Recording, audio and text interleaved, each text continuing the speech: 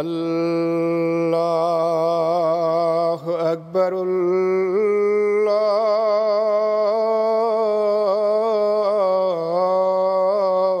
الله أكبر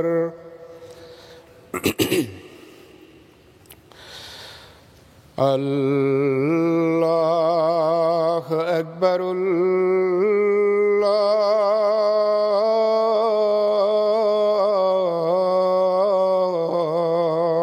أكبر أشهد أن لا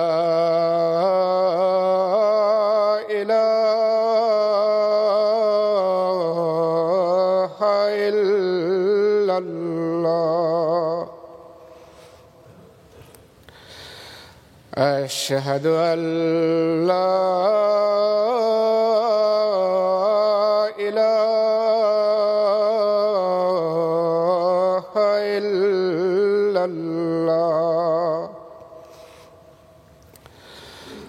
أشهد أن محمدًا رسول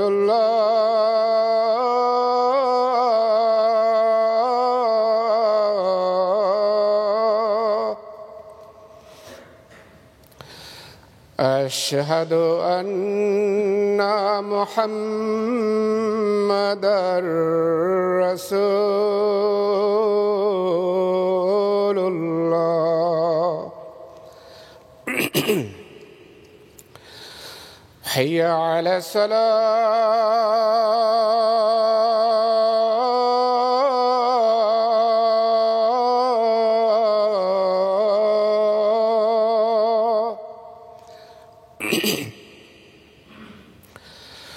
حي على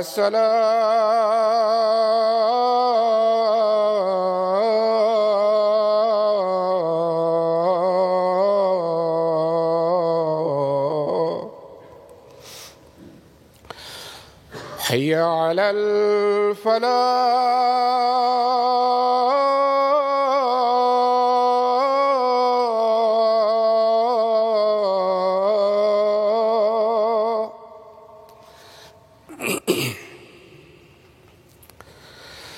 حي على الفلاح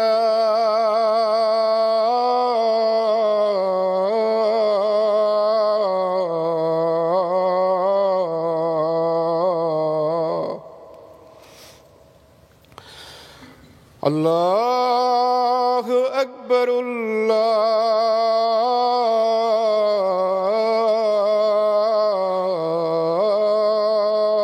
الله أكبر لا إله إلا الله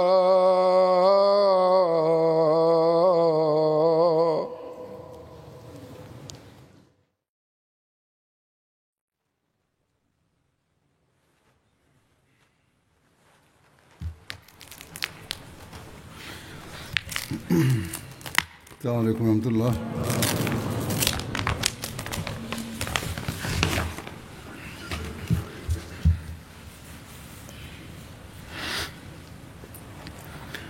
أشهد أن لا إله إلا الله وحده لا شريك له وأشهد أن محمدًا عبده ورسوله أما بعد فأعوذ بالله من الشيطان الرجيم بسم الله الرحمن الرحيم الحمد لله رب العالمين الرحمن الرحيم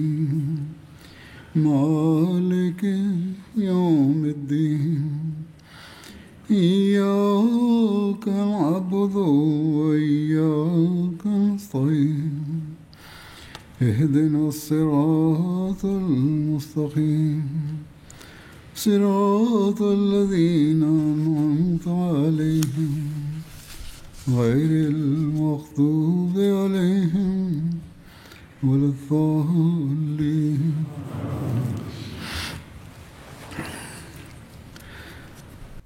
فتح مکہ کے ضمن میں মক্কা বিজয়ের مکے میں داخل ہونے کے حالات کا প্রেক্ষাপটে ذکر মক্কায় گزشتہ خطبے میں ہوا تھا প্রবেশের বৃত্তান্ত গত খুতবায় یہ تفصیل اس طرح ہے তুলে ধরা হয়েছিল। এর বিস্তারিত ابن اسحاق نے لکھا ہے বিবরণ হলো ইবনে ইসহাক লিখেছেন, যখন আবু সুফিয়ান اللہ کے لشکروں کا আল্লাহর বাহিনী যখন তার পাশ দিয়ে مشاہدہ کر کے پہنچا যায়, তাদেরকে দেখে পর্যবেক্ষণ করে, ততক্ষণে মুসলমানরা জিতাওয়া حرام سے পৌঁছে গিয়েছিল, فاصلے پر مکے যা کی ایک وادی ہے মসজিদে হারামের আধা মাইল দূরে মক্কার একটি উপত্যকা। সাহাবীরা সেখানে পৌঁছে মহানবীর অপেক্ষায় ছিলেন سارے صحابہ যতক্ষণ না وہیں جمع ہو گئے সব সাহাবী সেখানে সমবেত হয়।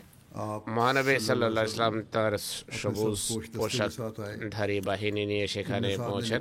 ইবনে সাদ লিখেছেন, آپ اپنی তিনি اونٹنی তার کسوا پر অশ্রী ابو بکر কাসওয়ায় اور اسید بن হযরত আবু বকর এবং উসাইদ বিন হুজাইরের মাঝে ছিলেন।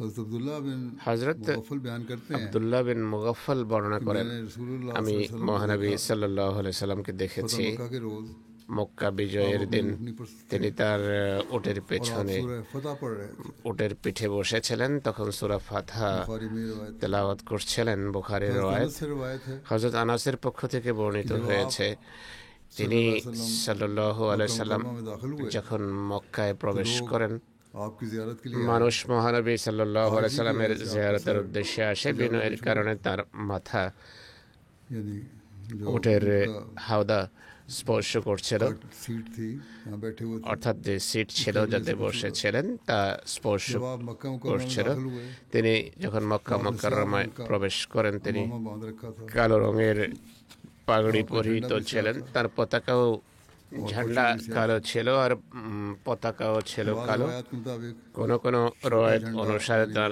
ছোট ঝান্ডা رنگ کا تھا বা পতাকা ছিল সাদা রঙের। آپ ذی طوا جگہ پر کھڑے ہوئے তিনি জিতাওয়া নামক স্থানে দণ্ডায়মান হন, মানুষের মাঝেই ছিলেন। حضرت دیکھ کر তিনি বিজয় شیشے مبارک এবং জনসমুদ্র দেখে کجاوے کو چھو رہی تھی তার পবিত্র শস্ত্র বিনয়ের কারণে হাওদা স্পর্শ করছিল বা স্পর্শ করার صلی اللہ علیہ وسلم نے فرمایا দ্বার প্রান্তে ছিল। তিনি ان العیش عیش الآخرہ বলেন, আল্লাহুম্মা ইন্নাল আইশা আইশাল আখিরা, آخرت کی হে আল্লাহ, প্রকৃত জীবন তো পারলৌকিক জীবন, اور ন্যায় ও ইনসাফ আর বিনয় এবং নম্রতার আরেকটি দিক দেখুন। آزاد کردہ তিনি তার পেছনে زید بن حارثہ کے بیٹے তার মুক্তকৃত দাস اسامہ کو যায়েদ বিন হারসার ছেলে ওসামাকে قریش کے روسا اور আরোহিত করে রেখেছিলেন, موجود تھے অথচ কুরাইশ নেতৃবৃন্দ আর বনু হাশেমের آپ صلی اللہ علیہ যুবকরাও ছিল। তিনি 20 রমজান মুবারক کو মক্কে میں داخل 20 রমজান মক্কায় প্রবেশ করেন, তখন কিছুটা সূর্য حضرت مسیح موعود علیہ الصلوۃ والسلام উঠে গিয়েছিল। হযরত মসিহ মাউদ আলাইহিস সালাতু ওয়াস সালাম বর্ণনা করেন, یہ الف এই جو خدا تعالیٰ کے خاص মাহাত্ম্য بندوں کو دیا جاتا যা ہے খোদার বিশেষ বান্দাদেরকে প্রদান করা হয় তা বিনয়ের اور شیطان আদলে کو পরিদৃষ্ট হয়। استکبار سے بنا ہوا শয়তানের دیکھو বড়াইয়ের সাথে অহংকার মিশ্রিত نبی থাকে। کریم দেখো, صلی اللہ علیہ وسلم আমাদের نے جب মহানবী پتہ کیا যখন মক্কা জয় تو آپ করেন, نے اسی طرح اپنا سر جھکایا তিনি তার পবিত্র মাথা এভাবে ঝুঁকিয়ে রাখেন এবং সিজদা করেন। اور مشکلات কিভাবে کی সমস্যা زمانت بتاتے اور এবং سجدے کرتے تھے۔ বিপদের দিনগুলোতে উসি ঝোঁকাতেন এবং সেজদা করতেন, آپ کی طرف যখন এই একই آپ کی মক্কায় ہر طرح سے مخالفت کی جاتی সকলভাবে তার বিরোধিতা করা হতো, তাকে কষ্ট দেয়া جب হতো। آپ نے دیکھا মক্কা থেকে বের হওয়া এবং মক্কায় প্রবেশের اور کس حالت میں اب آیا ہوں কথা تو آپ کا دل خدا চিন্তা کے করে شکر سے بھر گیا মহানবীর পবিত্র হৃদয় খোদার কৃতজ্ঞতায় পরিপূর্ণ হয়ে যায় এবং তিনি সেজদা করেন। اس بارے میں کہ فتح مکہ کے روز آپ کا মক্কা قیام বিজয়ের کہاں দিন মহানবী কোথায় অবস্থান করেছিলেন এই সম্পর্কে মক্কায় লেখা করিব আছে। পৌঁছकर মক্কার সন্নিকটে গিয়ে যখন মহানবীকে জিজ্ঞেস করা হয় کہ مکے میں قیام যে کہاں ہوگا মক্কায় কোথায় অবস্থান করা হবে। তিনি সাল্লাল্লাহু আলাইহি ওয়াসাল্লাম বলেন, मक्के में अकील ने মক্কায় कोई घर हमारे लिए আকিল छोड़ा दिया। আমাদের জন্য কোনো ঘর রেখেছে अकील কি? हजरत अबू तालिब के बेटे थे আকিল হযরত আবু তালেবের और পুত্র ये ছিলেন। हुदैबिया से হুদাইবিয়ার पहले इस्लाम लाए थे। স্বল্পকাল পূর্বে তিনি और कहा বয়াত जाता है कि उन्होंने করেছিলেন। सारी जायदाद वगैरह বলা হয় তিনি वक्फ कर दी थी পুরো उससे पहले। সম্পত্তি এর পূর্বে বিক্রি করে फिर आप দিয়েছিলেন। सल्लल्लाहु अलैहि वसल्लम ने এরপর মহানবী সাল্লাল্লাহু আলাইহি ওয়াসাল্লাম कि বলেন, हमारा क़याम আমাদের खैफ बनी किनाना में होगा আমরা অবস্থান जहाँ করব कुरैश ने খায়েফ कुफर को বানি कसमें কিনানায়, যেখানে और तमाम सहाबा को हुक्म हुआ কুফরের कि যুগে वहीं जमा हों। কাফেররা শপথ করেছিল জাবের সে রওয়ায়েত আর সব সাহাবীকে সেখানে সমবেত হতে বলা হয়। হযরত জাবের বর্ণনা করেন, সেদিন আমি তাদের মাঝে ছিলাম जो आपके साथ थे। যারা মহানবীর সাথে ছিল। तो मक्का के दिन মক্কা বিজয়ের দিন मैं आपके साथ ही दाखिल हुआ আমি তার সাথেই প্রবেশ मक्के করি घर মক্কায়। देखे तो आप रुक गए। মক্কার ঘর দেখে তিনি দাঁড়িয়ে যান। अल्लाह ताला की তিনি हमद सना খোদার बयान की। প্রশংসা গুণকীর্তন করেন। তিনি তার তাঁবুর জায়গা দেখে বলেন, ये हमारे क़याम की जगह হে है। জাবের, এটি আমাদের इसी जगह অবস্থান कुरैश ने স্থল। हमारे खिलाफ এই জায়গায় कुफर की हालत में কুরাইশ আমাদের বিরুদ্ধে हज़रत जाबिर কুফরির कहते हैं, যুগে শপথ इससे मुझे করেছিল। बात याद आ गई হযরত জাবের বলেন, जिसे তখন मैंने আমার मदीने में সেই কথা মনে आपसे পড়ে सुना था যা আমি মহানবীর কাছে মদিনায় শুনেছিলাম যে আমরা मक्का फतह करेंगे মক্কা और বিজয়ের দিন तो हमारा क़याम আমাদের खैफ মক্কা बनी বিজয়ের দিন किनाना में होगा। আমাদের অবস্থান স্থল হবে जहाँ খায়েফ कुफर की हालत বনি में কিনানায়, उन्होंने যেখানে कसमें खाई কুফরির कि যুগে वो তারা हाशिम শপথ से করেছিল खरीद व फरोख्त नहीं करेंगे যে বনি হাশেমের और ना उनसे সাথে निकाह करेंगे কোনো লেনদেন করবে और না, ना उन्हें তাদের पनाह देंगे মাঝে বিয়েও করবে না এবং उन्हें তাদেরকে घाटी আশ্রয় शाह দেবে না, अबी तालिब में मासूम আর रहने पर তাদেরকে मजबूर कर दिया था। সাবি আবি তালেবে অবরুদ্ধ অবস্থায় उलमा के नज़दीक জীবন যাপনে বাধ্য नबी করেছিল। अकरम सल्लल्लाहु अलैहि वसल्लम ने আলেমদের মতে মহানবী সাল্লাল্লাহু আলাইহি ওয়াসাল্লাম খোদা তাআলার দরবারে रियायत शक्र के तौर पर কৃতজ্ঞতার अब यहाँ বহির क़याम প্রকাশ करने का হিসেবে फैसला फरमाया था। এখানে অবস্থানের সিদ্ধান্ত নেন। इनकी बात का ख्याल है ये এটি কারো কারো দৃষ্টিভঙ্গি। কোন কোন রওয়ায়াত অনুসারে आपसे किया गया তাকে বলা হয়, कि आप मक्के में अपने घर के अलावा किसी और নিবেদন घर করা का হয়, संभालें। মক্কায় আপনি নিজের ঘর आप ছাড়া অন্য सल्लल्लाहु কোনো अलैहि वसल्लम ने इनकार कर दिया। ঘরে অবস্থান করুন। তিনি অস্বীকার आपने করেন। फरमाया मैं दूसरे घरों তিনি में বলেন, दाखिल नहीं আমি অন্যদের ঘরে हज़रत अबू राफे ने প্রবেশ করব না। হযরত আবু हुजूर রাফে के मुकाम पर आपका खेमा হজুন बनाया। নামক স্থানে তার आप सल्लल्लाहु তাবু अलैहि वसल्लम के हमरा সংস্থাপন করেন। তার आपकी সাথে আজওয়াজ में তার से পবিত্র हज़रत স্ত্রীদের उम्मे सलमा মাঝে হযরত উম্মে और সালামা मैमूना थी। এবং মাইমুনা आप ছিলেন। हर नमाज के लिए তিনি সব हुजूर से নামাজের मस्जिद জন্য हराम হজুন में থেকে तशरीफ लाते थे। মসজিদে হারামে আসতেন। हज़रत मुस्लिम হযরত মুসলিম মাউদ রাদিয়াল্লাহু তাআলা আনহু বর্ণনা করেন, বিভিন্ন ইতিহাস গ্রন্থ থেকে নিয়ে তিনি এটি উপস্থাপন করছেন। তিনি বলেন, মহানবী যখন মক্কায় প্রবেশ করেন, आपसे लोगों ने पूछा মানুষ তাকে জিজ্ঞেস করে, হে আল্লাহ রাসূল সাল্লাল্লাহু আলাইহি ওয়াসাল্লাম, वसल्लम, क्या आप अपने घर में ठहरेंगे? আপনি কি নিজ গৃহে অবস্থান फरमाया, করবেন? क्या তিনি अकील বলেন, ने, আকিল या चचा भाई थे, যিনি তার চাচাতো हमारे ভাই लिए कोई ছিলেন घर छोड़ा भी है? বলছেন, আকিল কি আমাদের জন্য मेरी কোনো हिजरत के ঘর बाद मेरे रिश्तेदारों ने বাকি রেখেছে? मेरी অর্থাৎ सारी আমার जायदाद হিজরতের जायदाद পর बेच আমার के আত্মীয় স্বজন खाली है। আমার সব সম্পত্তি अब বিক্রি मक्के में করে मेरे लिए कोई ठिकाना नहीं। হড়প করেছে। মক্কায় तो আমার आपने फरमाया, কোনো ঠিকানা নেই। এরপর তিনি हम বলেন, खैफ बनी আমরা किनाना में ठहरेंगे। খায়েফ বানি কিনানায় মক্কায় অবস্থান ময়দান করব। था। এটি মক্কার একটি ময়দান कुरैश ছিল और যেখানে किनाना कबीले ने मिलकर কুরাইশ कसमें এবং खाई কিনানা গোত্র সম্মিলিত जब तक बनु শপথ हाशिम করেছিল, और बनु যতদিন अब्दुल বনু হাশেম मोहम्मद এবং रसूलुल्लाह বনে सल्लल्लाहु আব্দুল अलैहि वसल्लम को মুত্তালিব पकड़कर মোহাম্মদ রসুল্লাহকে हमारे हवाले ধরে न कर दे আমাদের হাতে সোপর্দ और না उनका করবে साथ न छोड़ दे। এবং তার সঙ্গ हम দেয়া उनसे ना शादी পরিত্যাগ ब्याह না करेंगे, করবে, আমরা তাদের ना মাঝে खरीद বিয়েও फरोख्त করব না, करेंगे। আর इस কোনো अहद ক্রয় के বিক্রয় बाद তাদের সাথে হবে না। रसूलुल्लाह এই सल्लल्लाहु अलैहि वसल्लम অঙ্গীকারের পর और आपके चचा মহানবী अबू तालिब এবং और তার आपकी চাচা আবু जमात के তালেব तमाम अफराद এবং তার জামাতের वादी সব अबू সদস্য तालिब में पनाहगज़ीन हो আবু गए। তালেব और উপত্যকায় 3 साल की शदीद আশ্রয় तकलीफों নিতে के বাধ্য बाद হন। 3 বছরের अल्लाह ताला ভয়াবহ ने निजात কষ্টের दिलाई। পর আল্লাহ তাআলা তাদেরকে মুক্তি দিয়েছিলেন। रसूलुल्लाह सल्लल्लाहु अलैहि वसल्लम का ये इंतखाब कैसे लतीफ হুজুর था? সাল্লামের এই নির্বাচন কত সূক্ষ্ম চিন্তার ফসল ছিল। মক্কাবাসীরা এখানে শপথ করেছিল, যতদিন মোহাম্মদ রাসূলুল্লাহ সাল্লাল্লাহু আলাইহি ওয়াসাল্লামকে আমাদের হাতে তুলে না দেয়া হবে, आपके कबीले से আমরা सलाह नहीं करेंगे। তার গোত্রের সাথে কোনো মীমাংসা করব না। मोहम्मद रसूलुल्लाह আজকে মোহাম্মদ রাসূলুল্লাহ সাল্লাল্লাহু আলাইহি ওয়া আলিহি ওয়াসাল্লাম সেই ময়দানে গিয়ে অবস্থান নেন। এক কথায় মক্কাবাসীদের যেন বলছিলেন, তোমরা যেখানে চাইতে সেখানে আমি এসে গেছি। तो सही क्या এখন तुम्हें একটু ताकत বলো, है তোমাদের মাঝে आज मुझे अपने जुल्मों का निशाना बना আজকে আমাকে নির্যাতনের লক্ষ্যে পরিণত করার শক্তি আছে কি? देखना चाहते थे। যেই জায়গায় তোমরা আমাকে লাঞ্ছিত নির্যাতিত দেখতে চাইতে मेरी कौम मुझे আর पकड़कर इस जगह বাসনা पर রাখতে যে स्तूप আমার कर दे। জাতি যেন ধরে আমাকে তোমাদের হাতে এই জায়গায় তুলে দেয়, সেখানে আমি कि मेरी कौम ही नहीं এমনভাবে এসেছি যে আমার জাতি নয় কেবল, বরং পুরো জাতি আমার সাথে আছে। আর আমার জাতি, আমার গোত্র আমাকে তোমাদের হাতে তুলে দেয়নি, বরং আমার জাতি তোমাদেরকে আমার হাতে তুলে দিয়েছে।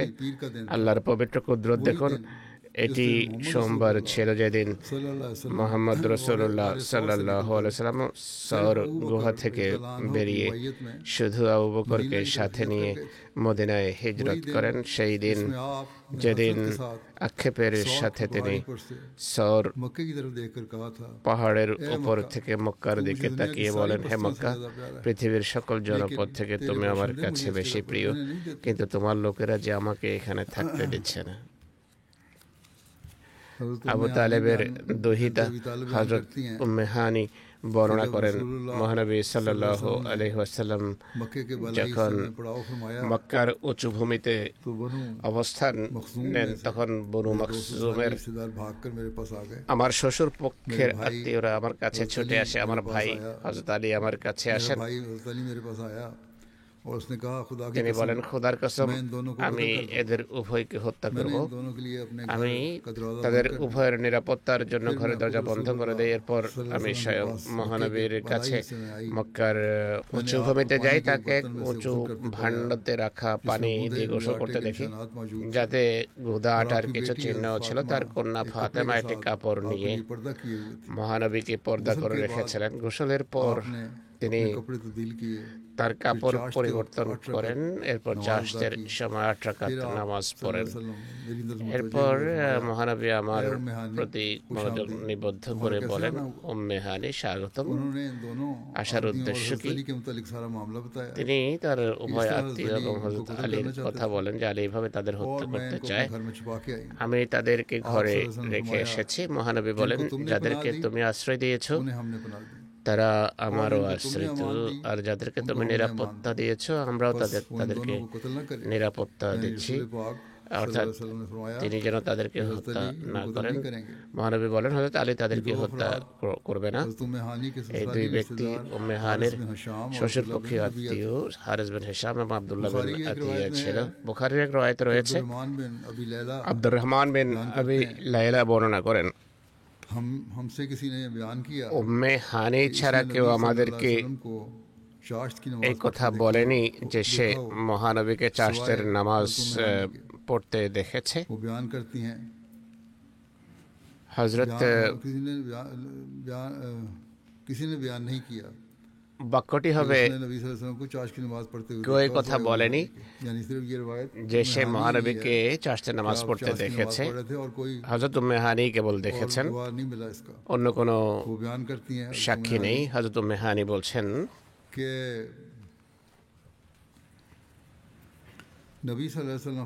হুজুর সাল্লাল্লাহু আলাইহি ওয়াসাল্লাম মক্কা বিজয়ের দিন আমার ঘরে আসেন। তিনি গোসল করেন এবং 8 রাকাত নামাজ পড়েন।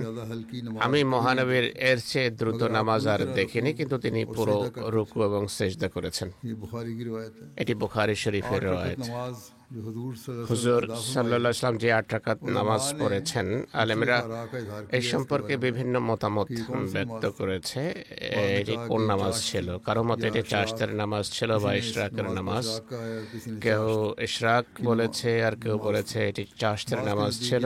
কারো মতে এটি নামাজে ফাতহা বা বিজয়ের নামাজ। কোন শহর বা দুর্গ বিজয়ের পর কৃতজ্ঞতার নিদর্শন স্বরূপ পড়া হয়। এই সুন্নত এর অনুসরণে ইসলামী আমিরেরা বিজয়ের পর 8 রাকাত নামাজ আরম্ভ করে। একটি মত হলো মক্কা বিজয়ের রাত যেহেতু খুবই গুরুত্বপূর্ণ কিছু বিষয়ের সমাধান করতে হয়েছে মহানবীকে, এই কারণে তিনি অনেক ব্যস্ত ছিলেন, আর এই কারণে তাহাজ্জুদ পড়ার সময় পাননি, যা হুজুর প্রভাতে আদায় করেছেন। এই কারণে একটি দৃষ্টিভঙ্গি হলো, কোনো কারণে তাহাজ্জুদ যদি রয়ে যায় তাহলে সকালে সূর্য উদিত হওয়ার পর 8 রাকাত নামাজ পড়ে নেওয়া উচিত।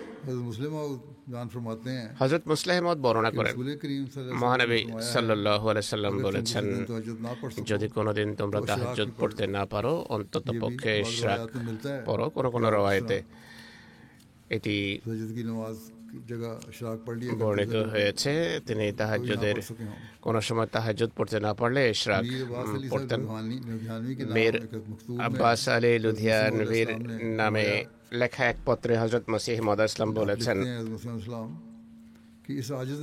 এই অধম পূর্বে লিখেছিল যে আপনি নিত্যদিন যে সমস্ত বিরদ এবং জিকির ওয়াজিফায় অভ্যস্ত সেগুলো অব্যাহত রাখুন। শুধু এমন রীতিনীতি এড়িয়ে চলা উচিত যাতে কোনো প্রকার শিরক বা বিদতের মিশ্রণ থাকতে পারে, এটি এড়িয়ে চলুন। মহানবী সাল্লাল্লাহু আলাইহি সাল্লাম স্থায়ীভাবে ইশরাক পড়তেন এমন কোনো প্রমাণ নেই, এর কোনো প্রমাণ নেই। তাহাজ্জুদ রয়ে গেলে বা সফর থেকে ফিরে এসে ইশরাক পড়া প্রমাণিত, কিন্তু ইবাদতের চেষ্টা করা আর মহাসম্মানিত খোদার দরবারে পড়ে থাকা এটি সুন্নত। ইবাদত বন্দেগী করার চেষ্টা অব্যাহত রাখা উচিত, খোদা তাআলার পবিত্র দোরগোড়ায় পড়ে থাকা এটি আসল সুন্নত।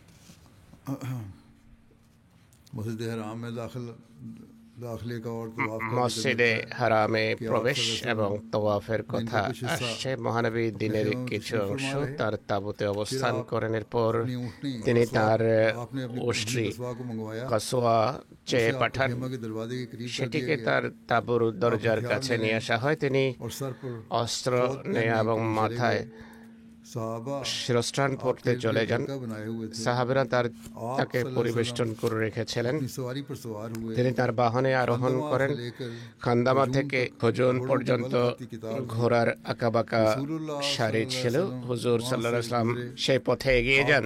তার সাথে ছিলেন হযরত আবু বকর, তিনি তার সাথে কথা বলছিলেন। হযরত আব্দুল্লাহ বিন ওমর বর্ণনা করেন, মহানবী যখন মক্কা বিজয়ের দিন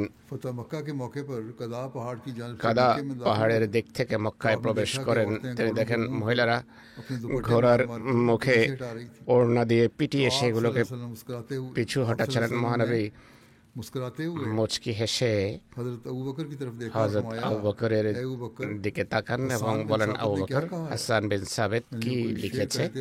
কোন কবিতা লিখেছিলেন তিনি? সে সম্পর্কে প্রশ্ন করলে আবু বকর সেই পংক্তিগুলো পড়েন, যার অনুবাদ হলো, আমার প্রিয় কন্যার সর্বনাশ হোক যদি তোমরা এমন বাহিনীকে ধুলা উড়িয়ে কাদা পাহাড়ে আসছে না দেখো। দ্রুত গতিসম্পন্ন অশ্ব নিজেদের লাগাম টানছিল আর মহিলারা সেগুলোকে নিজেদের ওড়না দিয়ে পেটাচ্ছিল। হযরত ইবনে ওমর ঘোড়ার এই চিত্র অঙ্কন করেন। সেই ঘটনাই তখন ঘটছিল। হযরত ইবনে ওমর এবং ইবনে আব্বাসের পক্ষ থেকে বর্ণিত হয়েছে যে মক্কা বিজয়ের দিন হুজুর সাল্লাল্লাহু আলাইহি ওয়াসাল্লাম মক্কা মুকাররমায় প্রবেশ করেন। খানা কাবার চতুর্দিকে ৩৬০টি মূর্তি সংস্থাপিত করা হয়েছে, যেগুলোকে সীসা গলিয়ে সাঁটা হয়। হুবল ছিল সবচেয়ে বড়টি, এটি ছিল খানা কাবার সামনে। ওসাফ এবং নায়লা সেইখানে ছিল যেখানে মানুষ তাদের কোরবানির পশু জবাই করত। তার হাতে ধনুক ছিল, ধনুক এক প্রান্তে ধরেন তিনি। যখনই কোনো প্রতিমার পাশ দিয়ে যেতেন, ধনুক দিয়ে প্রতিমার চোখে আঘাত করতেন এবং বলতেন, জা আল হক ওয়া যাহাকাল বাতিল ইন্নাল বাতিলা কানা যাহুকা। সত্য এসে গেছে, মিথ্যা পালিয়ে গেছে। সেই মিথ্যার অদৃষ্টে পলায়ন ছাড়া আর কিছু নেই। খানা কাবার কাছে পৌঁছান তিনি তার বাহনে এগিয়ে যান, তার লাঠি দিয়ে হাজরে আসওয়াদ স্পর্শ করেন এবং আল্লাহু আকবার পড়েন। মুসলমানরাও প্রত্যুত্তরে তাকবীর উচ্চকিত করেন। তারা বারবার নারায়ে তাকবীর উচ্চকিত করতে থাকেন। মক্কার উপত্যকা আল্লাহু আকবার ধ্বনিতে ভরে যায়। মহানবী এরপর তাদেরকে নীরব থাকার নির্দেশ দেন। পাহাড়ে দাঁড়িয়ে মুশরিকরা এই দৃশ্য দেখছিল। তিনি বাইতুল্লাহর তাওয়াফ করেন। হযরত মুহাম্মদ বিন মাসলামা উটের লাগাম ধরে রেখেছিলেন। তিনি হাজরে আসওয়াদের কাছে আসেন, সেটিকে স্পর্শ করেন এবং বাইতুল্লাহর তাওয়াফ করেন। তাওয়াফ সমাপ্ত করার পর নিজের বাহন থেকে তিনি নামেন।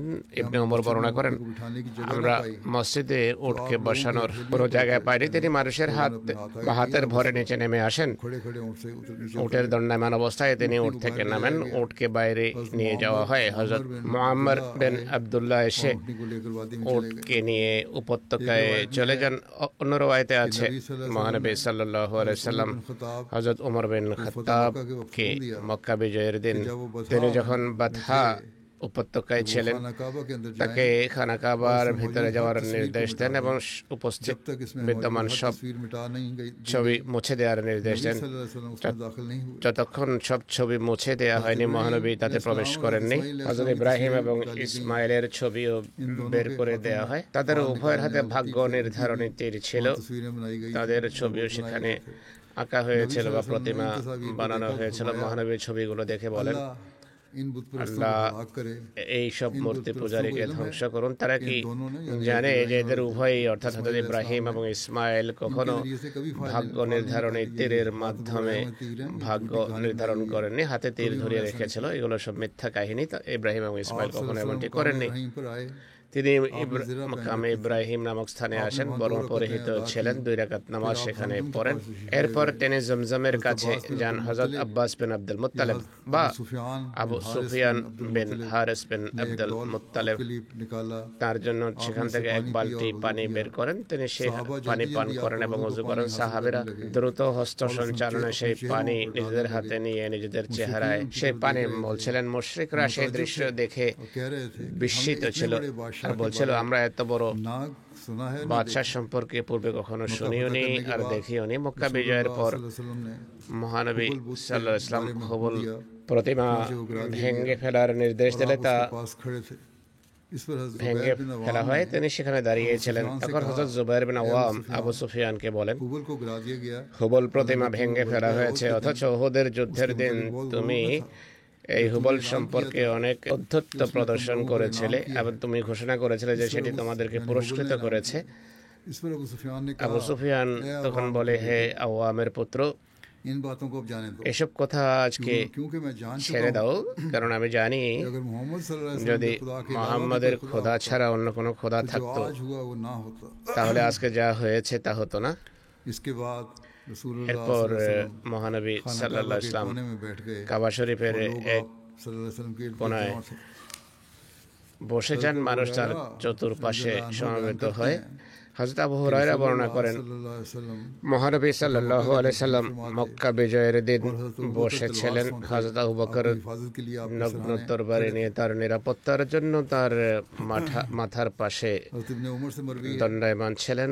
ইবনে ওমর বর্ণনা করেন, মহানবী সাল্লাল্লাহু আলাইহি ওয়াসাল্লাম মক্কা বিজয়ের বছর ওসামা বিন যায়েদের উষ্ট্রিতে আসেন এবং ওসমান বিন তালহাকে ডেকে বলেন, আমার কাছে খানা কাবার চাবি নিয়ে আসো। তিনি তার মায়ের কাছে গেলে মা চাবি দিতে অস্বীকৃতি জানান।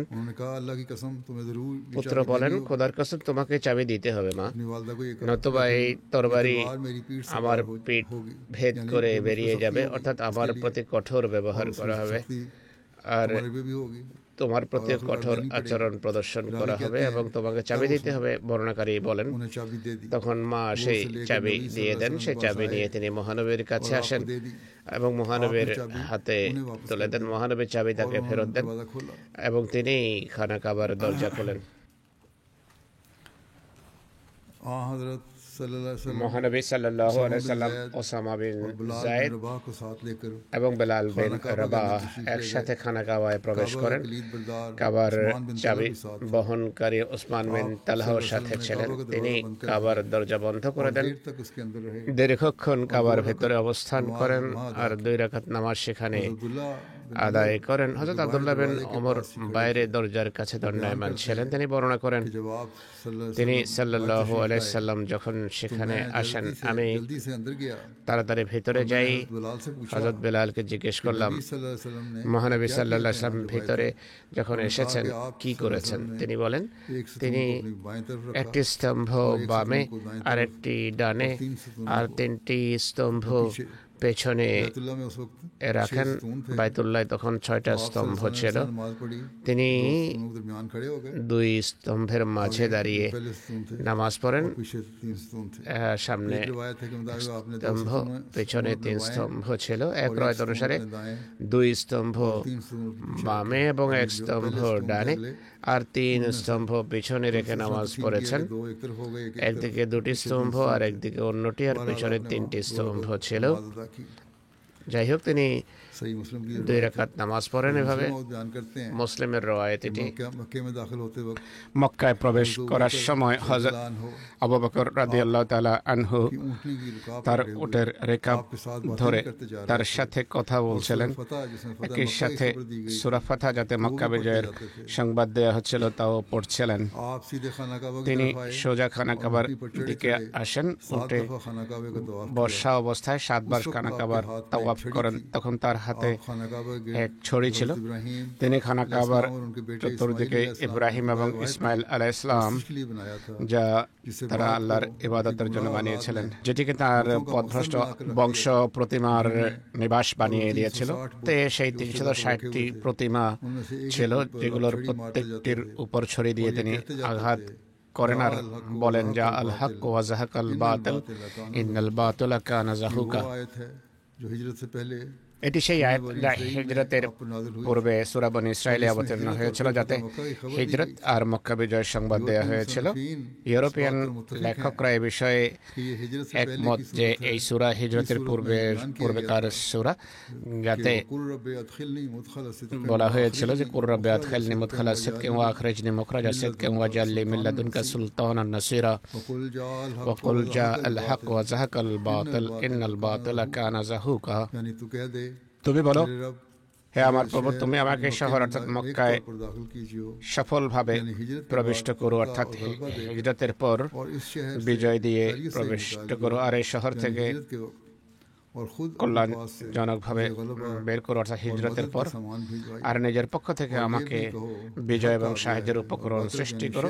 আর এটিও বলার সত্য এসে গেছে, আর মিথ্যা পরাজিত হয়ে পালিয়ে গেছে, আর खाकर भागना মিথ্যার অদৃষ্টে পরাজিত হয়ে পালিয়ে যাওয়া এটি এক মিথ্যার চির অদৃষ্ট। এই ভবিষ্যৎবাণীর আক্ষরিকভাবে পূর্ণ হওয়ার হযরত আবু বকরের এটি তেলাওয়াতের সময় মুসলমান এবং কাফেরদের হৃদয়ে पैदा हुए होंगे। যে আবেগ সৃষ্টি হয়ে থাকবে তা ভাষায় বর্ণনা করা সম্ভব নয়। इब्राहिम का मुकाम বস্তুত সেদিন মকামে ইব্রাহিম পুনরায় আল্লাহর ইবাদতের জন্য নির্ধারিত করে দেওয়া হয়, আর প্রতিমা চিরতরে ভেঙে ফেলা হয়। মহানবী সাল্লাল্লাহু আলাইহি ওয়া আলিহি ওয়াসাল্লাম হুবল নামের প্রতিমায় যখন ছুরি দিয়ে আঘাত করেন এবং সেটি যখন নিজ জায়গা থেকে পড়ে যায় আর টুকরো টুকরো হয়ে যায়, হযরত জুবাইর আবু সুফিয়ানের দিকে তাকান এবং মুচকি হেসে বলেন, আবু সুফিয়ান মনে আছে ওদের দিন যখন মুসলমানরা ক্ষতবিক্ষত আহত একদিকে দাঁড়িয়েছিল, তুমি দম্ভ ভরে ঘোষণা করেছিলে, ওলো হুবল ওলো হুবল, হুবলের জয় হোক, হুবলের জয় হোক। और ये कि हुबल ने ही আর तुमको হুবলই मैदान के दिन मुसलमानों पर फतह ওহদের দিন মুসলমানদের বিরুদ্ধে তোমাদের বিজয় দান করেছিল। আজকে দেখো সামনে হুবলের টুকরা পড়ে আছে। আবু সুফিয়ান বলে, জুবাইর এসব কথা এখন आज हमको ছেড়ে দাও। नजर आ रहा है আজকে আমরা স্পষ্টভাবে দেখতে পাচ্ছি, যদি মোহাম্মদ রাসূলুল্লাহ সাল্লাল্লাহু আলাইহি ওয়াসাল্লামের খোদা ছাড়া और खुदा অন্য কোনো খোদা থাকতো, তাহলে আজকে আমরা যা কিছু দেখছি এটি এমনটি কখনো হতো না। এরপর তিনি সাল্লাল্লাহু আলাইহি ওয়াসাল্লাম খানা কাবার ভেতরে ইব্রাহিম প্রমুখ নবীদের বা অন্যদের যে সমস্ত ছবি আঁকা ছিল সেগুলো মুছে দেওয়ার নির্দেশ দেন। আর খানা কাবায় খোদার প্রতিশ্রুতি পূর্ণ হওয়ার কৃতজ্ঞতার বহিঃপ্রকাশ রূপ 2 রাকাত নামাজ পড়েন। এরপর বাইরে আসেন, বাইরে এসে 2 রাকাত নামাজ আদায় করেন। খানা কাবার ছবিগুলো মুছে ফেলার জন্য মহানবী হযরত ওমরকে নিযুক্ত করেছিলেন। তিনি कि हज़रत इब्राहीम अलैहिस्सलाम এই ধারণার বশবর্তী হয়ে যে ইব্রাহিমকে তো আমরাও নবী মানি, की तस्वीर को ना এই मिटाया। ধারণা বশবর্তী ইব্রাহিমের ছবি মেটাননি, মোছেননি। মহানবী যখন ইব্রাহিমের ছবি उमर तुमने ये क्या অপরিবর্তিত অক্ষত দেখেন তখন জিজ্ঞেস করেন, ওমর এটি কি করলে? আল্লাহ তাআলা কি বলেননি যে মা কানা ইব্রাহিম ইহুদিয়ান ওয়ালা নাসরানিয়ান ওয়ালাকিন কানা হানিফাম মুসলিমা वलाकिन काना हनीफा मुस्लिम वमा काना ওমা मिनल मुशरिकीन। কানা মিনাল মুশরিকিন, यानी इब्राहीम ना অর্থাৎ यहूदी था, ইব্রাহিম ইহুদিও ছিল না, খ্রিস্টানও ছিল না, अल्लाह ताला का বরং कामिल খোদার फरमाबरदार, কামেল अल्लाह ताला की सारी অনুগত सलाहतों को এবং मानने वाला, খোদার সকল और সত্য खुदा का मुआहद वाहिद बंदा था। স্বীকারকারী গ্রহণকারী আল্লাহর একত্ববাদ বান্দা ছিলেন।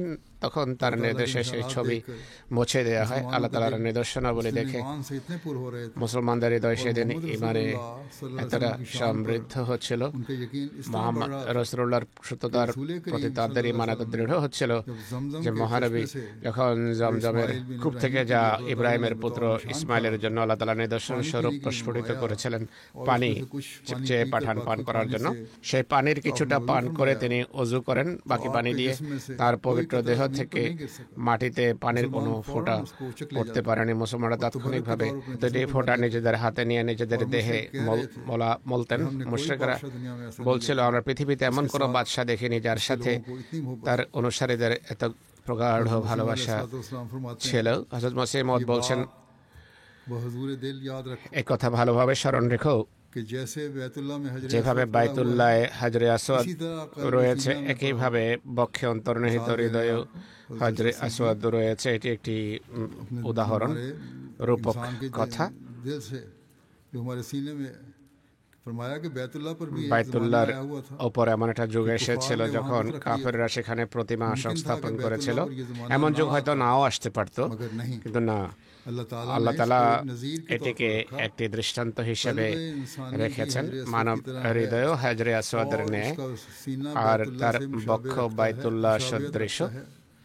मा सिवा अल्लाह के ख्यालात আল্লাহকে বাদ দিয়ে যে সমস্ত ख्यालात वो बुत हैं, চিন্তাধারা ধ্যান ধারণা मा রয়েছে सिवा अल्लाह সেগুলো के ख्यालात वो बुत हैं जो इस काबे में रखे गए হলো সেই প্রতিমা यानी दिल में जो যা ख्यालात हैं अल्लाह এই के কাবাতে ज़ात हैं, वो রাখা सारे হয়েছে। बुत हैं। হৃদয়ে যে সমস্ত অন্য ধারণা থাকে আল্লাহকে উপেক্ষা করে সেগুলো প্রতিমা। कमा সেই उस वक्त हुआ था প্রতিমা তখন जबकि हमारे नबी करीम ধ্বংস করা হয়েছে, নিশ্চিহ্ন করা হয়েছে যখন আমাদের নবী করিম 10,000 পবিত্র লোকের জামাত নিয়ে সেখানে এসেছেন এবং মক্কা জয় করা হয়েছিল। उन 10,000 साहबा সেই को पहली 10,000 किताबों में मलाइका लिखा है। সাহাবীদের প্রথম পূর্ববর্তী গ্রন্থে ফেরেশতা বলা হয়েছিল। সত্যিকার অর্থে তাদের বৈশিষ্ট্য ফেরেশতা সদৃশ ছিল। মানব অঙ্গ প্রত্যঙ্গ শক্তিবৃত্তি ফেরেশতার মতোই হয়ে থাকে। যেভাবে ফেরেশতার বৈশিষ্ট্য হলো ইয়াফআলুনা মা ইউমারুন, इसी तरह पर একইভাবে इंसानी ख्वाह মানুষের का खासा है कि শক্তিবৃত্তির जो हुक्म उनको दिया जाता है বৈশিষ্ট্য হলো যে নির্দেশ তাদেরকে দেয়া হয় সেগুলো মেনে চলে। একইভাবে সকল অঙ্গ প্রত্যঙ্গ के नीचे हैं। শক্তিবৃত্তি মানুষের নির্দেশের অধীনে কাজ করে। অতএব অন্যান্য প্রতিমার পরাজয় এবং সেগুলো নিশ্চিহ্ন হওয়ার জন্য আবশ্যক হলো সেগুলোর উপর সেভাবে চড়াও হওয়া। এই বাহিনী আত্মশুদ্ধির মাধ্যমে সৃষ্টি হয় আর তাকেই সাফল্য দেওয়া হয় যে আত্মশুদ্ধি করে, যেভাবে কোরআনে বলা হয়েছে কাদ আফলাহা মান যাক্কাহা। हदीस शरीफ में भी आया है হাদিস শরীফে রয়েছে যদি হৃদয়ের সংশোধন হয়ে যায় পুরো দেহের সংশোধন হয়ে যায়। এটি এমন এক সত্য কথা, চোখ, কান, হাত, পা, জিহ্বা ইত্যাদি যত অঙ্গ প্রত্যঙ্গ রয়েছে সত্যিকার অর্থে यही फतवे पर अमल कर হৃদয়ের নির্দেশে কাজ করে। ধ্যান ধারণা আসলে যে অঙ্গ সংক্রান্ত সেই নির্দেশ হয়ে থাকে তাৎক্ষণিকভাবে সেই অঙ্গ সেটি মানার জন্য প্রস্তুত হয়ে যায়। উদাহরণ দিয়েছেন दूर करो যে হৃদয়ের মূর্তি এবং প্রতিমাকেও দূর করো, তাহলে প্রকৃত অর্থে মোমেন হতে পারবে। তিনি সেখানে বক্তব্য রেখেছেন।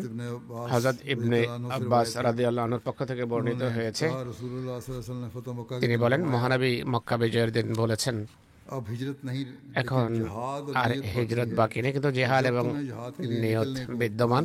যখন জেহাদের জন্য বের হতে বলা হয়, জেহাদের জন্য তোমরা বের হও।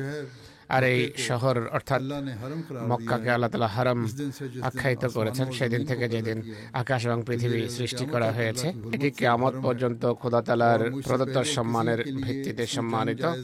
আমার পূর্বে কারোর জন্য এতে যুদ্ধ বৈধ করা হয়নি, আমার জন্য দিনের একটা বিশেষ অংশে যুদ্ধ বৈধ করা হয়েছে। এই শহর কিয়ামত পর্যন্ত খোদা প্রদত্ত সম্মানের কারণে সম্মানিত বা হারাম। এর কাঁটাও যেন ভাঙা না হয়, এর শিকারী প্রাণীকে যেন ভয় দেখানো না হয়, এতে পড়ে থাকা কোনো জিনিস যেন ওঠানো না হয়।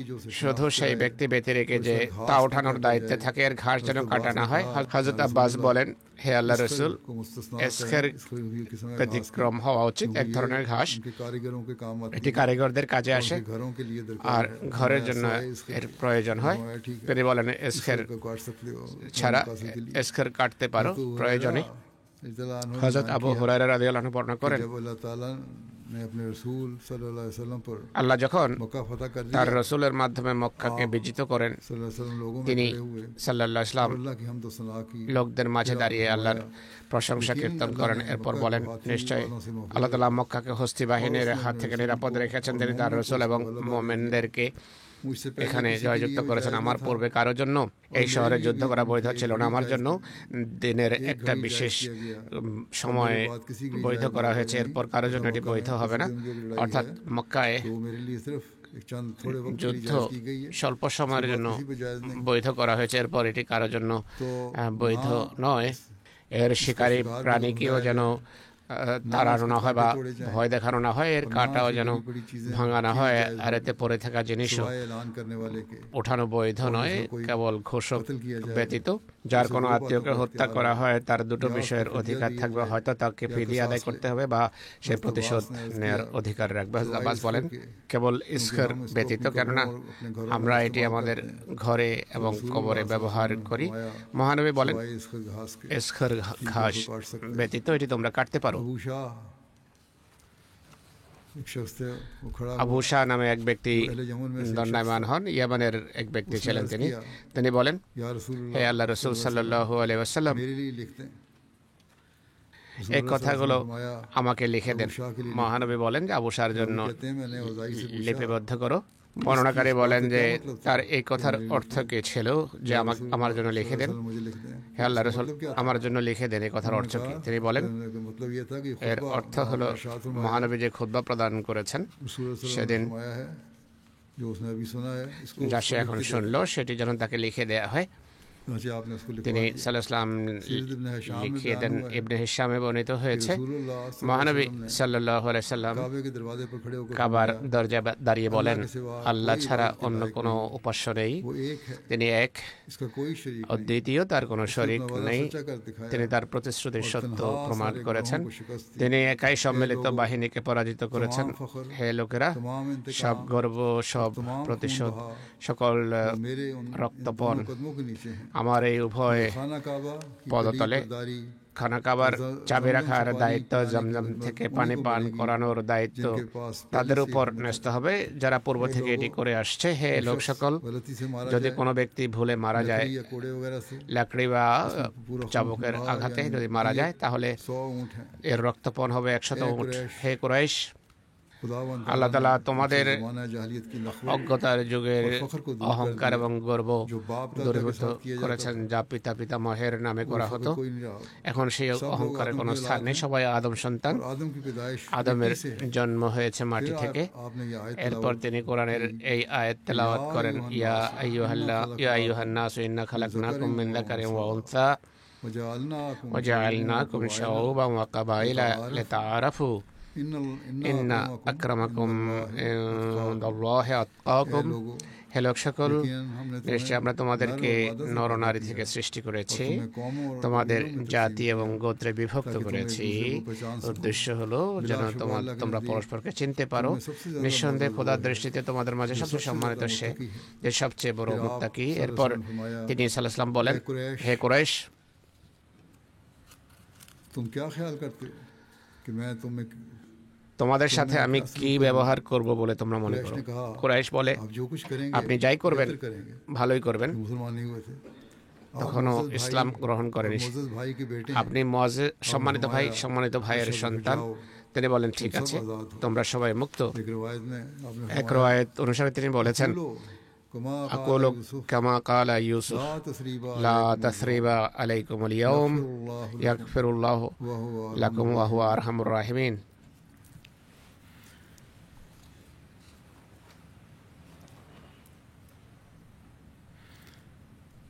ला तसरीबा अलैकुमुल यौम यगफिरुल्लाहु लकुम व हुवा अरहमुर राहिमीन।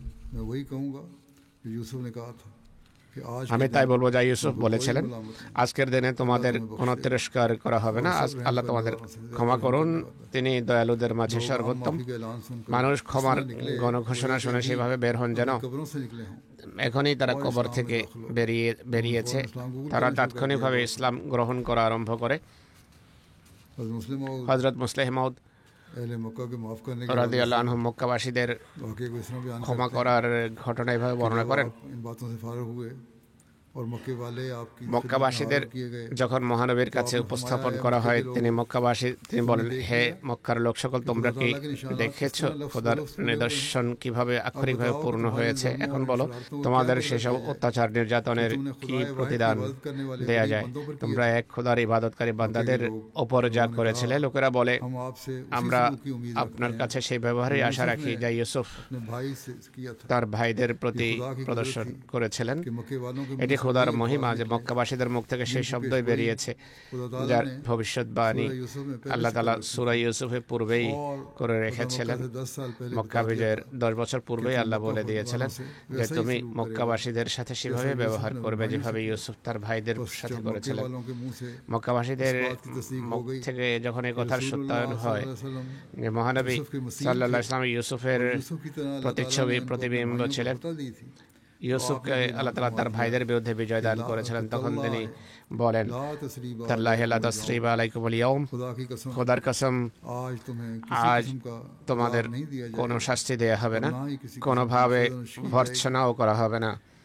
হযরত हजरत মসিহ মাউদ আলাইহিস সালাতু ওয়াস সালাম বলেন, वहाँ हजरत মহানবী সাল্লাল্লাহু আলাইহি ওয়াসাল্লাম फतह कर लिया যখন মক্কা জয় করেন कुफार गिरफ्तार সব करके কাফেরকে आपके सामने पेश किए गए গ্রেফতার করে তার সামনে উপস্থাপন করা হয়। কাফেরেরা उस वक्त নিজ মুখে তখন স্বীকার করে যে আমরা अपने सख्त जराइम के আমাদের কঠিন कत्ल हैं অপরাধের কারণে শাস্তিযোগ্য আর মহানবীর দয়া মায়ার হাতে নিজে ন্যস্ত করছি। মহানবী তাদের সবাইকে ক্ষমা করে দেন। ক্ষমার জন্য মহানবী ইসলাম গ্রহণের কোনো শর্ত রাখেননি।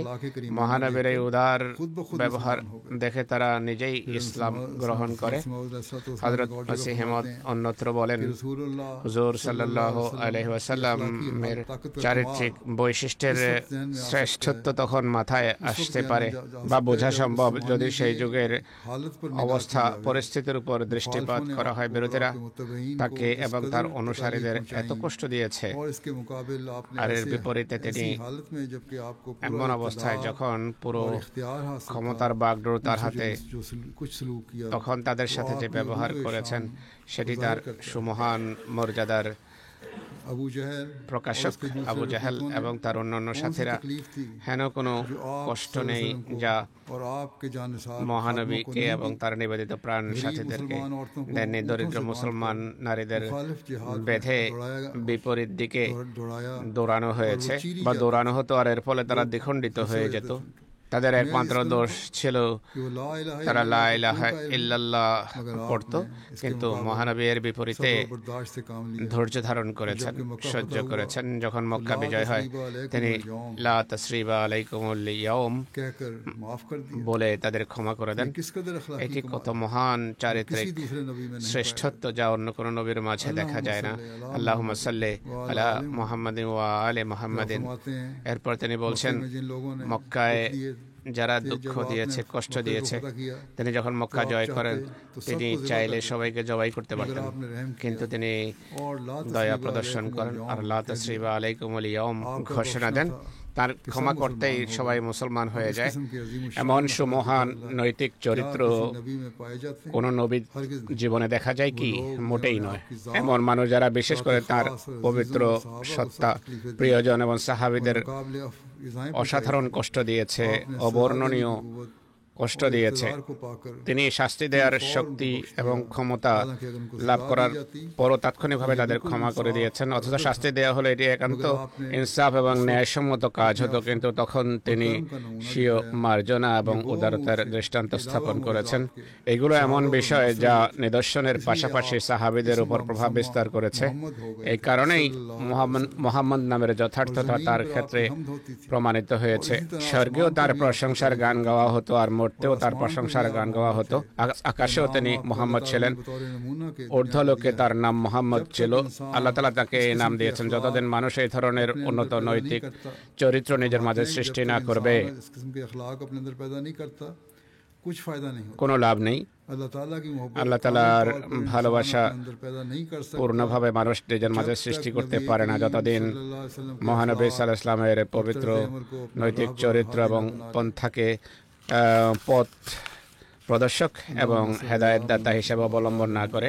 আল্লাহুম্মা সাল্লি আলা মুহাম্মাদিন ওয়া আলা আলি মুহাম্মাদিন। अब आइंदा बाकी किसी बाद में बयान करूंगा। বাকি ঘটনা ভবিষ্যতে বর্ণনা করব। এখন দুজন প্রয়াত ব্যক্তির স্মৃতিচারণ করব, এরপর তাদের গায়েবানা জানাজা পড়াবো। প্রথম জানাজা সৈয়দা লুবনা আহমদ সাহেবের।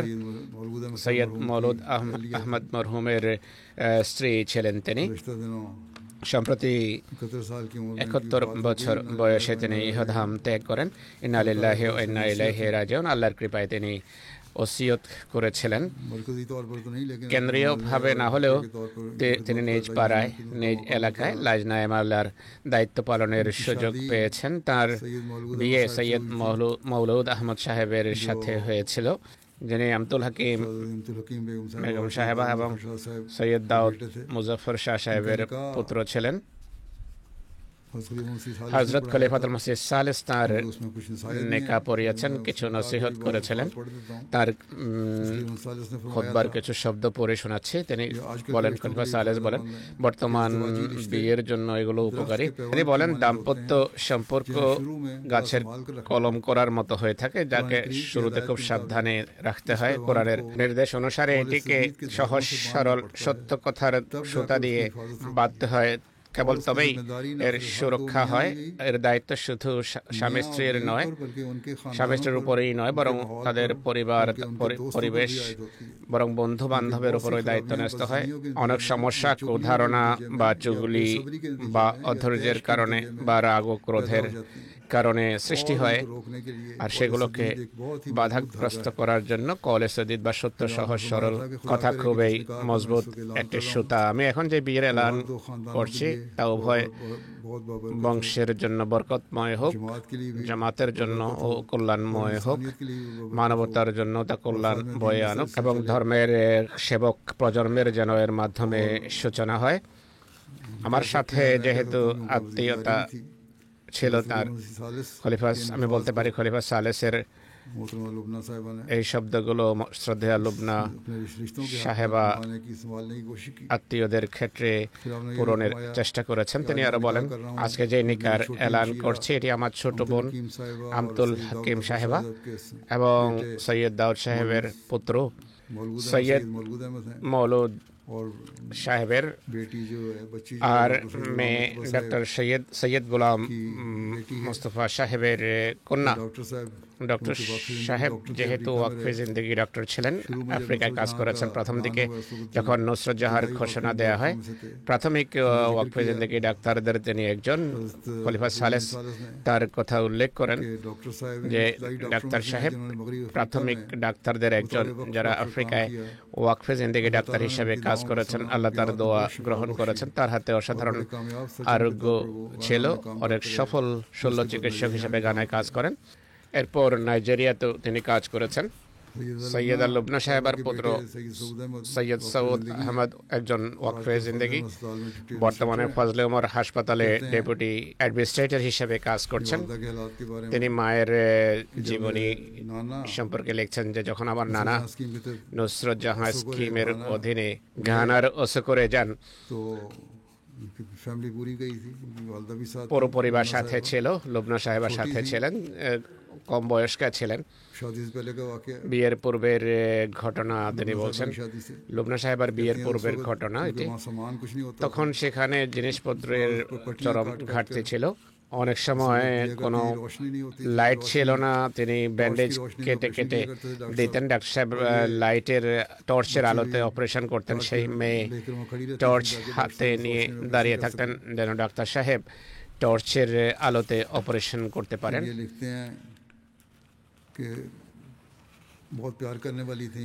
অনেক স্নেহশীলা ছিলেন, নিজের কষ্ট ভুলে গিয়ে অন্যদের সাহায্য করতেন। স্বামী, পিতামাতা, শ্বশুর শাশুড়ি সবার প্রাপ্য যথার্থভাবে দিয়েছেন, সত্যিই প্রদান করেছেন সবার অধিকার। সিঁড়ি থেকে পড়ে গিয়েছিলেন 1986 সনে। কোমরের ব্যথা ছিল, এরপর ক্যান্সার এবং ডায়াবেটিস আক্রান্ত ছিলেন, কিন্তু কোনোদিন কষ্টের বহিঃপ্রকাশ করেন, বড় ধৈর্যের সাথে রোগ সহ্য করেছেন। সুস্থ লোকের মতো চলাফেরা করেছেন। সন্তান সন্ততিকে পৌত্র দহিত্রদের দোয়া শিখাতেন। खासतौर पर रोज़ाना अपने पोतों को जो उनके साथ रहते थे বিশেষ করে যে সমস্ত পুত্র পুত্রীর সাথে থাকতো তাদের খেয়াল রাখতেন তিনি। नज़र भी इनकी कमज़ोर हो गई थी जब तिलावत দৃষ্টি ক্ষীণ হয়ে গিয়েছিল তেলাওয়াত করতে না পারলে। कुरान करीम सुना करती थी। ইন্টারনেটে কোরআনের তেলাওয়াত শুনতেন। इजलासों में बकायदा বিভিন্ন মিটিংয়ে তিনি নিয়মিত যেতেন। কেউ একবার বলে যে আপনি অসুস্থ, মিটিংয়ে কেন আসেন? তিনি বলেন জামাতের मुझे पाबंदी करनी चाहिए। মিটিং হবে, আমি যাব না, এটি কিভাবে হতে পারে? জামাতের নিয়ম কারণ আমার জন্য মেনে চলা আবশ্যক। তিনি যেহেতু আমার স্ত্রীর ভাবিও ছিলেন তাই আমিও দেখেছি सादा मिजाज খুবই সরল প্রকৃতির के हालात में रहने वाली মানুষ সর্বাবস্থায় নিজেকে ससुराल का মানিয়ে নিতে পারতেন। শ্বশুরপক্ষীয় দায়িত্ব খুব ভালোভাবে পালন করেছেন। আল্লাহ তাআলা তার প্রতি মাগফিরাত করুন, কৃপা করুন। बेटा है इनके তাই তিনি এক পুত্র এক কন্যা রেখে গেছেন। পুত্র ওয়াকফে জিন্দেগি, আল্লাহ তাআলা তাদেরকে नेक नक्शे का পিতামাতার तौफीक अता फरमाया। পদাঙ্ক অনুসরণের তৌফিক দান করুন। দ্বিতীয় जनाजा है জানাজা मुकरमा नाज শ্রদ্ধেয়া নাজমুন বিবি জুবাইর সাহেবের। তিনি জার্মানির জনাব শফি জুবাইর সাহেবের স্ত্রী। बात हुई সম্প্রতি তার ইন্তেকাল হয়েছে। আলিল্লাহি ওয়া ইন্না ইলাইহি রাজিউন। তিনি মরিশাসের অধিবাসিনী ছিলেন। তাদের বংশে আহমদিয়ত खानदान में अहमदियत इनके दादा मोहम्मद हनीफ सुदन साहब के जरिए से জনাব হানিফ সুধন সাহেবের মাধ্যমে তাদের বংশে আহমদিয়ত আসে। তিনি তার বর্তমানে এক পুত্র और एक बेटी शामिल हैं এবং এক কন্যা রেখে গেছেন। তার পুত্র আথার জুবাইর সাহেব, যিনি জার্মানি হিউম্যানিটি ফার্স্টের চেয়ারম্যান। अतर जुबैर साहब আথার জুবাইর সাহেব লিখছেন के তিনি ইমানের ক্ষেত্রে ছিলেন অবিচল আর গভীর বিনয়ের এক পরাকাষ্ঠা ছিলেন। बात को पूरे यकीन से कह सकता हूँ তিনি আমি দৃঢ় বিশ্বাসের সাথে বলতে পারি তিনি যেভাবে আমাকে লালন পালন করেছেন, যেসব কথা আমাকে শিখিয়েছেন, मजबूत ईमान था इनका। খুবই দৃঢ় ঈমান ছিল कभी তার। इनको किसी किस्म का शिकवा शिकायत करते नहीं सुना। কখনো তাকে কোনো অভিযোগ করতে দেখিনি। তিনি যখন মারাত্মকভাবে অসুস্থ হয়ে যান खासतौर पर उनके साथ रहने का मौका সে সময় বিশেষভাবে তার সাথে থাকার সুযোগ হয়েছে। যখনই तो अपनी नमाजों की তিনি চেতনা ফিরে পেতেন, নামাজ সম্পর্কে জিজ্ঞেস করতেন। নামাজের বিষয়ে তিনি খুবই ना सब्र और तहम्मुल যত্নবান ছিলেন, অসাধারণ ধৈর্য ও সহনশীলা ছিলেন, আল্লাহর সিদ্ধান্তে সন্তুষ্ট ছিলেন। फिर कहते हैं एक बात সবার কাজে আসতেন, करती थी और राज दर बड़ा মানুষের গোপনীয়তা রক্ষা করে চলতেন। कोई मामला था কোনো স্বামী স্ত্রীর কোনো ব্যাপার ছিল, मियां से पूछो তিনি আমাকে বলেন স্বামীকে জিজ্ঞেস করো সমস্যা কি। আমি মাকে বললাম যে আমাকে বলুন ব্যাপার কি। बीवी ने क्या बातें की हैं আর তার স্ত্রী কি বলেছেন? एतमाद करके बातें তিনি বলেন তার স্ত্রী আমাকে বিশ্বাস করে বিভিন্ন কথা বলেছেন, আমি তোমাকে বলবো না। তিনি যদি বলতে চান বলবেন, তুমি कि आपस में वो सुलह सफाई চেষ্টা করো যেন তাদের মাঝে মীমাংসা হয়ে যায়, স্বামী স্ত্রীর মাঝে। खिलाफत से খেলাফতের প্রতি সুগভীর ভালোবাসা ছিল। और खुद बात बड़े गौर से सुनते গভীর মনোযোগ সহকারে খুতবা শুনতেন।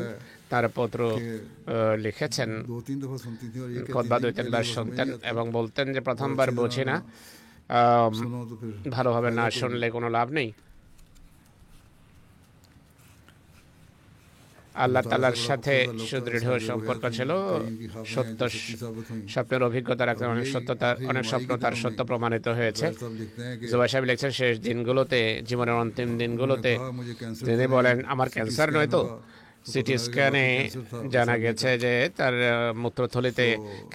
মূত্রথলি ক্যান্সার আক্রান্ত ছিল। कि आपको किस तरह मतलब তাকে জিজ্ঞেস করলাম আপনি কিভাবে বুঝলেন? তিনি বলেন আল্লাহ আমাকে জানিয়েছেন। हफ्ता इनकी তার এক প্রয়াত আত্মীয় এসে স্বপ্নে এসে বলেন যে তোমার পুত্র হয়তো তোমাকে বলবে না, कि तुम फिक्रमंद ना हो जाओ কোথাও তুমি চিন্তিত না হয়ে বড়, কিন্তু আমি বলছি যে তুমি ক্যান্সারে আক্রান্ত। अपनी बीमारी का भी এইভাবে তার রোগের কথাও আল্লাহ তাআলা পূর্বেই তাকে জানিয়ে দিয়েছেন। তার পুত্রবধূ রয়েছে জার্মান। तबीयत की है कि वो दोनों তিনি তাকে এমন তরবিয়ত করেছেন যে উভয়ই জার্মান হওয়া সত্ত্বেও সব বিষয়ে लेने वाली তার কাছ থেকে পরামর্শ নিতেন। हर किस्म की कुर्बानी আর তার জন্য সকল প্রকার ত্যাগ স্বীকারে তারা প্রস্তুত।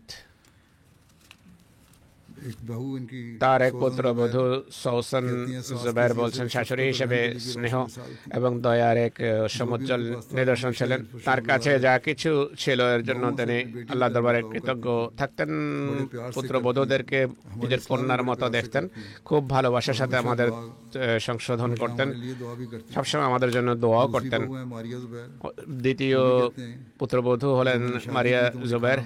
তিনি বলেন पकाना আমার যখন বিয়ে হয় शादी का तरीका सिखाया তখন তিনি আমাকে খাবার রান্না করা এবং আতিথেয়তার রীতি শিখিয়েছেন। ये तनकीद के কোনো চাপ না দিয়ে, কোনো সমালোচনা না করে কথা শিখিয়েছেন। এই পুত্রবধূ পরে ডাক্তারি পাশ করেছেন। তিনি বলছেন যে শাশুড়ি আমার পড়ালেখার সময় আমাকে অনেক সাহায্য করেছেন, জামাতি কার্যক্রমেও তিনি আমার সঙ্গ দিয়েছেন, আমার বাচ্চাদের দেখাশোনা করেছেন, সবসময় উৎসাহিত করতেন আমাকে। আল্লাহ তাআলা তার প্রতি মাগফিরাত করুন, কৃপা করুন এবং তার সন্তান সন্ততিকে তার দোয়ার উত্তরাধিকারী করুন।